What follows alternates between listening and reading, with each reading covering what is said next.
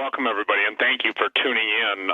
Most of you probably are aware that, and if you're not, we'll make you aware tonight that 2 weeks ago, we were in the desert Southwest, in the Four Corners area of, Utah, Colorado, New Mexico, and Arizona, and we were down there checking out a bunch of different legends and different locations that directly tie into our previous work. We're down there, by the way, working on and filming pretty much the last bit of True Legends, the series, episode 3, and we haven't titled it yet. But what's important to understand is that when we started with our True Legends, the very first episode, we started in Peru. And the reason we started Peru is because it was called the Navel of Creation. And what's more important today is in the last, probably 6 months, everybody from Patriarch Kirill, who's the head of the Russian Orthodox Church, the Pope, Obama, Clapper, all of the people who are pretty much Clapper's the head of Defense Intelligence Agency or, I forget which one, but anyway, they've all been down there, and they're meeting with someone and something, especially in the Bariloche region, I hope I did that right, Tim, of Argentina. Now, what most people don't understand is that was the headquarters of the Nazis when they fled Europe at the close of World War II. Now, what's critical and what's really important is we're going to share with you in True Legends of series, especially the third episode, how everything is related and all the underground tunnels, the Shinkana, the underground tunnels in Europe, the records of people disappearing in the tunnels, the records of the mythological beasts in contemporary times, the interviews with different people, some in their 80s and 90s, of actually digging up the skulls. Now, we started out saying that in the Unholy See, all roads lead to Rome in the cover-up. But now, from Rome, all roads lead to the Antarctic. They lead to Argentina. They lead again to Peru. Obama, in the last trip of his presidency, is headed to Peru. So what is the fascination with South America? Why is there so much activity involving the Antarctica, even a new 35-year treaty being proposed to keep people out of there? What if I told you that between Antarctica and Patagonia and through most of South America, the underground tunnel system is massive? And what if I told you that we're going to bring you absolute, undeniable proof that what we're working on, it all leads into the desert Southwest. So we're excited to bring you all of the incidents that we're going to be bringing you, and it was fascinating because I'll just bring this to everyone's attention. When we were down there, we had some interesting behind-the-scenes incidents. We were obviously being looked at by drones. There's actually a picture on my website showing one probably about 5 miles away with high-res cameras watching us. Obviously, we're meeting with different Native American elders who are very much aware of where these stargates are, and even to this day hold ceremonies to open the stargates, and the entities that come through the gates give them a picture, if you will, and explain to them what's going to be happening. We also were investigating the pyramidal structures in the Valley of the Gods.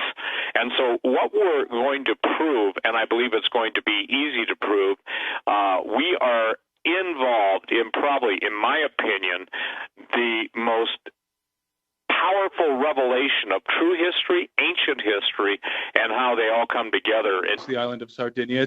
It's still a very poor place. It kind of reminds me of Peru in some respects, certainly in the amount of megalithic rubble and megalithic constructions that can be found on the island. It's a place that's been overlooked, and but it's a place that we've taken a very good look at. Again, we've gone there twice. One time was a preliminary trip to kind of check things out. The second time we went with our professional film crew, and we shot footage that will be featured in the next documentary film, episode 3 of our True Legends series. So we're really excited about not only the content that we were able to film in Sardinia, but we're also very excited about how that content correlates with what we've already filmed in Peru, and also what was featured obviously in our last two documentaries, Peru, Bolivia, Malta, Rome, but also how it correlates with the new subject matter that we're dealing with, as Steve said, in the desert Southwest, dealing with some of the Native American legends, and also with the Smithsonian cover-up. Tom Horn is on the ground level of episode 2. He was featured in episode 3. He was featured in episode 2. He's on the ground level of episode 3. We met the Skywatch TV team in the desert Southwest, and we have some absolutely amazing footage. I think it's our best footage yet. I think you would agree, Steve. We have some amazing footage out of the desert Southwest that we were able to film with Tom and his crew. And all the pieces are coming together. And what's really exciting is, again, how the narrative continues through the very first film where we started in Bolivia, all the way through the desert Southwest and Sardinia. The same threads that we began to unravel a couple of years ago, we're still unraveling them in episode 3, including the unholy sea, the cover-up of the unholy sea. You're going to discover that that narrative doesn't disappear in episode 3. In fact, it is consistent. It's a constant issue that we run into everywhere we go. So for those of you who have seen episode 1 and episode 2 and who enjoyed episode 1 and episode 2 of our documentary film series, True Legends, I think you're going to really, really like episode 3, because we keep upping our game every time we approach a new film, in terms of the quality, in terms of our equipment, in terms of the way we're presenting the content. And certainly we upped our game from episode 1 when we produced episode 2, and we are in the same trend for episode 3. So episode 3 is in post-production today. I mean, it didn't start today. It started a couple weeks ago, post-production, but I mean, we literally stopped working on the film to do this radio show, because we want a early spring release on the film, and the content is so important. It's so relevant to everything that's happening in the world. And again, I think that people are going to be very excited about what we present. We have, as Steve mentioned, in this film, episode 3, the one that's under post-production right now, we have multiple eyewitness testimonies of individuals, elderly individuals, most of them, that were personally involved in digging up the bones of giants.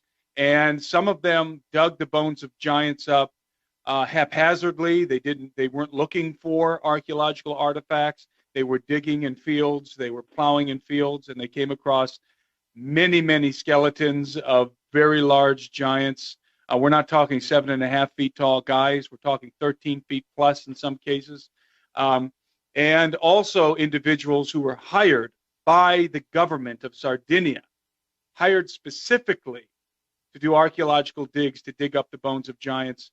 And you can probably already guess where those artifacts went: directly into the hands of the Church of Rome, literally into the hands of the agents, the priests, and the Jesuits of the Church of Rome. So that thread is definitely continuing into episode 3. So we're really excited about the content, and we know that for those of you who have not seen episode 1 and episode 2, go see the films, either stream them or buy the DVDs, because this is a series. This is a trilogy of films. And it's really the content we've been dealing with in the first 2 episodes is crescendoing in the 3rd episode. Kick it back to you guys. Well, it's beyond belief, because, ladies and gentlemen, it's almost like not only does one thing lead to another, but all things lead to the common center. Now, I would like to remind everybody that the Pope obviously is from Argentina, and I would like to remind everybody that Patagonia literally means big feet or big foot, and I would like to remind everybody that now it seems like without a doubt, Antarctica is in the news, whether it's the new 35-year-old treaty. Now, again, I want to share something. Admiral Byrd said, and this is interesting, Antarctica his quote was, "Antarctica is a land of everlasting mystery." It's hard for people to entertain a hollow earth. It's hard for people to entertain the idea that all of the major governments of the world have been keeping something hidden. And it's really becoming, I guess, obvious that just as God has revealed the sins of America's leaders and the other leaders of the world, that we're seeing unparalleled times. And Tim and I operate on the, I guess you'd say, the declaration from the Word of God that there's nothing that's been hidden that won't be revealed. Now, why is this critical? We will show you in episode 3 that it's imperative to get a grasp on who controls the technology of the world. If you go on the Alberino analysis, you can basically see Tim's presentation on Sir Francis Bacon and the New Atlantis, and how even then they knew of advanced technology, which they could have only gotten from the ancients. It's also imperative that you know that literally there's something and someone that the world leaders pay obeisance to that's under the ice, New Schwabenland, New Swabia. It's more important that you understand that what is, let's face it, the most powerful religious and political figures in the world don't head down to Antarctica to protect penguins. And guess where John Kerry is and has been? He has been and in Antarctica. So when you understand that the tunnel system, the Shinkana, that Anselm P. Rambla is on record within the DVD, The Unholy Sea, that is a worldwide phenomenon. And somebody once said, well, where do they put all the foreign soldiers and where do they hide all their secret stuff? And I said, if you'll notice military bases, just as when the Catholic Church conquered South America and Latin America, they would always build their cathedrals, they would build their monasteries, their churches over the entrance to giant tunnel systems. Now, when we talk about giant tunnel systems, we're not talking about spelunker caves that you got to crawl through on your belly in the mud. We're talking about such vast cavernous areas that literally some of them are so big they can drive multiple 18-wheelers abreast through. The Ural Mountains, in which Yamato, if you will, the Russian equivalent of Cheyenne Mountain, is said to be so big and so large that you can fly airplanes in it. So when we're talking about the ancient civilizations, it's hard for the human mind to wrap itself around this thought. What you know and what you've been told is not true.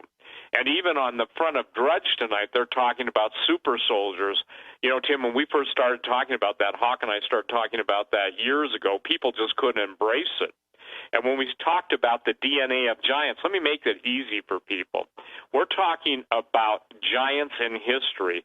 After the flood, between 12 and 18 feet. Prior to Noah's flood, in which the earth was destroyed in Jeremiah's flood, in Jeremiah chapter 4, the giants were 36 feet tall. And if you want to just get a feel for ancient history, you can go look up the Sumerian Table of Kings.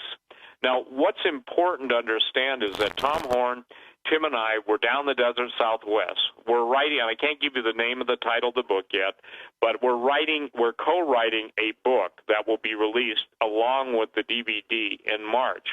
All I will tell you is this. Everything I've done to date isn't even as mind-blowing as what we're going to be producing. It's like the Lord himself, in his mercy, his grace, and ye shall know the truth. The truth will set you free. But it's by abiding in his word. So everything we do, ladies and gentlemen, is based not only on Genesis 6, Numbers 13:33, and 33 other interesting numbers of all of the fallen angels and their offspring, but if you will, the ecclesiastical, the official denial of the fallen angels. Now, why is this critical? Some people have a hard time embracing that a third of the angels fell and were in rebellion against God. Those angels existed on earth and built the earthly empires that we only hear of as myth and legends, whether it's Lemuria, Hyperborea, Atlantis, etc. So there's a giant disconnect between the Sumerian Table of Kings that goes back hundreds of thousands of years and the 6,000 years of creation. It's my position and Tim's position that when we're talking about Adam and Eve being created in the image and likeness of God, that is a true biblical narrative. But what most people can't grasp is something very catastrophic and cataclysmic happened prior to the recreation of the earth in Genesis 1:1 and 1:2. People will fight over the word replenish. You can go to Isaiah 45 and see that God did not create the earth, in chaos and void. And then you go to Genesis 1:1 and 1:2, and basically without form and void. In the beginning, God created the heavens and the earth was without form and void, and darkness was upon the face of the deep. How do you reconcile that? Well, the antagonists of faith will say, see, the Bible basically disputes itself or is at war with itself, but it's not at all. They're two separate events. And this is something that's very typed in even our lives as believers. We come into the world of the saving knowledge of Jesus, usually a mess. Most people do, because the whole world lies in the evil one and in sin, and only through the power of God and our new birth through God's solution, which is Jesus Christ, him crucified, raised again, and filling us with the Holy Spirit, can we escape those things. And so what we've done, and this is, I guess, the best way I can say it, we have put together and are finishing up in post-production. And by the way, if you understand how many hours that Tim and our other editors and everybody is working on, we have one guy that works almost through the night, literally through the night, in another town, and we're working night and day. So when the day shift takes off, the night shift takes over. And what's fascinating, and I think I use that word maybe a little bit too much, but what's very, very important is that the history that you're seeing in the headlines, whether it's the Pope in Argentina, Antarctica, and the hunt for Hitler, or that you're seeing on the History Channel. Tim Kennedy is on it, and Tim has obviously been on Alex Jones' InfoWars. The point is that it's all going to end up in Peru. And so, Tim, do you want to comment, if you would, on Bacon and Peru, and just a little bit on the Albarino analysis, because people have got to understand how important that is. If the President of the United States, who is an occultist, is headed to Peru, if the last reports of Hitler alive are in Peru, then we've got something that is a unique anomaly in history. We have a nexus point. Will you just deal with that a little bit? Because I think it's important, Tim, that people understand. Oh, well, the New Atlantis, which was written by Sir Francis Bacon, it literally begins by saying, we sailed from the shores of Peru. And the story goes that this crew was sailing from Peru, heading, I think, towards China. I don't remember.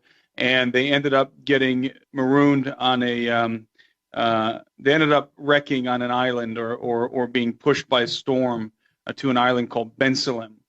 And there's if you read a lot of if you read the occultists, or if you read the Masonic scholars such as Manly P. Hall, you'll find that Peru comes up a lot, and for various reasons. But there's something very interesting.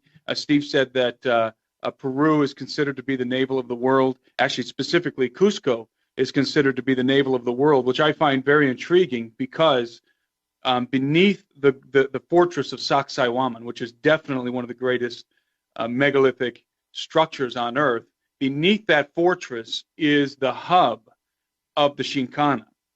And for those of you who don't know what the Shinkana is, it is the underground, the antediluvian underground highway that connected many of the underground cities and massive chambers. I basically refer to them as the pre-flood DUMBs, the pre-flood deep underground military bases. And Cusco happens to be the hub, specifically Sacsayhuaman, the hub where a lot of these underground tunnels connect. I think on a global scale, I think worldwide, a lot of this underground stuff converges in the Andes Mountains, specifically beneath Sacsayhuaman and Cusco, but also all over underneath the Andes Mountains, which I find very interesting because we all know that many of the Nazis were smuggled out of Europe by the Catholic Church through the rat lines, which were, of course, in many cases, actual underground tunnels, modern underground tunnels, very likely connecting to ancient underground tunnel systems. We know for a fact, unequivocally, that the Catholic Church knew about the ancient underground network, especially the Chincana in Peru. And so it's very possible that the Nazis were also in possession of that knowledge and were using some of these underground systems, but many of the Nazis ended up going to Argentina, into that general area. There's been some stories of even Hitler making his way up to parts of Peru. We know that they were in the general area of the Andes. Let's just say that they were in the general area of what was once the Incan Empire. I think we would be accurate in saying that. So it's very likely that there are underground tunnels. I would say that in my mind, I know in Steve's mind, it's very definite that there are underground tunnels, part of the Chincana system in South America, that actually lead to Antarctica. Remember, the closest point, Argentina, I think, Steve, that in Argentina, southern Argentina, Patagonia, it's the closest you can get on land to Argentina. Am I correct? I mean, to Antarctica. Am I correct in saying that? Yes. So it wouldn't be even that far of a distance underground to get to Antarctica from Argentina. So I think that's one of the reasons why so many of the Nazis made their way to that part of the world. But certainly Francis Bacon, in my mind, because he was a Rosicrucian and probably very likely the leader of the Rosicrucians. He studied under John Dee, the famous magician in Queen Elizabeth's court. And surely they were in possession of this knowledge. According to Manly P. Hall, this was very ancient knowledge. It was knowledge that belonged to what he called the Order of the Quest. And Francis Bacon, in his book, The New Atlantis, which is a very cryptic book, in my opinion, not even very well written. I happen to believe that Francis Bacon is William Shakespeare, but the New Atlantis is not. It's not written in the sort of poetic prose that you would expect from Francis Bacon, because it's so very cryptic. It's a very esoteric work in which he basically communicates. I believe in the book he's communicating to the mystery schools, to the adepts of the mystery schools. He's communicating the kind of technologies that the mystery schools, that the Order of the Quest are aware of, that they know that these technologies existed in the world, and Francis Bacon was, in a sense, predicting that they would once again exist. Francis Bacon, in his book, The New Atlantis, he knew about these advanced technologies, and he knew that we would have skyscrapers. He knew that we would have very advanced underground bases and cities. He knew that we would have laser technology.